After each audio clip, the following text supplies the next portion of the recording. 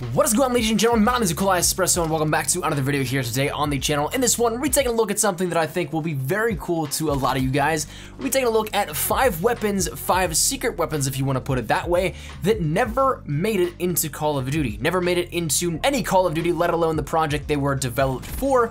And this is going to be taking a look just at some of these things in a little bit more of a trivial manner, something that is more, a little bit of a fun look back at what really wasn't meant to be within weaponry in the Call of Duty franchise. And if you guys do like this, I can certainly try and dig through some more and try and find out some more stuff for you guys that you might end up seeing here for secret weaponry that never made it into Call of Duty, but we'll see how that goes. Drop your thoughts down there in the comment section down below. But let's jump right into our first one here. These are in no particular order, just showcasing 5 weapons that never made it in. Number 1 though is gonna go to the M160 from Advanced Warfare. Now this was an assault rifle that was actually seen in some of the promo shots for Advanced Warfare, some of the reveal trailers.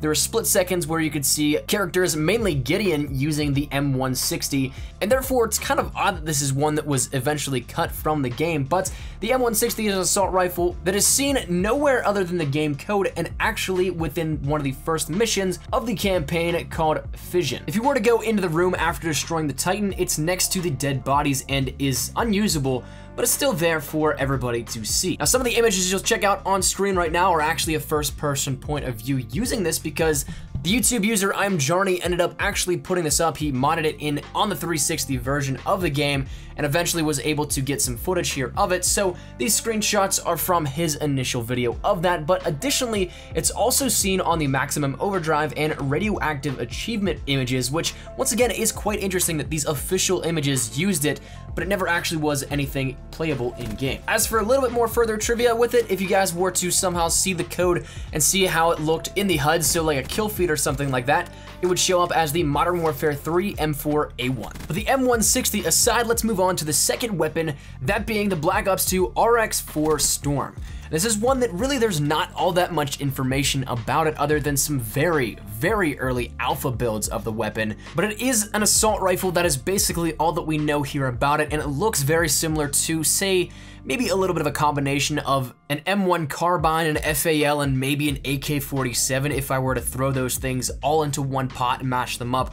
That would be what I would maybe put together as the ingredients here for this weapon, but it certainly is an interesting looking one. It looks like one that would honestly be a very cool fit, and honestly now looking back at it, kind of like the Commando from Black Ops 1 as well, but all in all, this weapon really did not have anything really done to it, so there's nothing in terms of damage properties or anything that we can see here with it, or no game files that were dug up that we're able to mod into, say, Black Ops 2 on 360 that we could see gameplay of it. It's simply just the early alpha builds of it, and therefore it's kind of a mystery to everybody. And number 3 up on this list is once again another enigma, another weapon that we've never really seen anything of other than just, say, some game files and a menu icon that is still just rather ambiguous and something that isn't really all that clear. But this weapon is the DTSRS from Black Ops 2. It is a cut rifle, potentially a cut sniper rifle from Black Ops 2, but of course, once again, there's not really all that much known from it, and honestly, not even a lot of imagery that we can pull from. There's one finite singular image that we can use as reference here for this, but other than that, it's literally all that we got. The only thing that this can maybe draw parallels to in my mind is the G3 SG-1 from CSGO, a semi-auto rifle with a scope that acts as a sniper rifle but has that fire rate that is on par with maybe a Dragunov from the Call of Duty series that you can use as a relative piece of information. So once again, with not all that much on the table here for what we know of it, it's definitely something that's intriguing to me, but I certainly would love to see it based on the look of this weapon. And number 4 is going to go into a very early development weapon that never got released in Advanced Warfare, but is something that is rather intriguing to see how it maybe would have played out. But of course, with it being that early in development, and you'll see by the image on screen, there's one asset known in the game code entirely that this deals with, and you can tell 100% it is so early in development that it's almost just out of the poly design phase, where it is the absolute most base that a weapon will be whenever it's being developed and designed.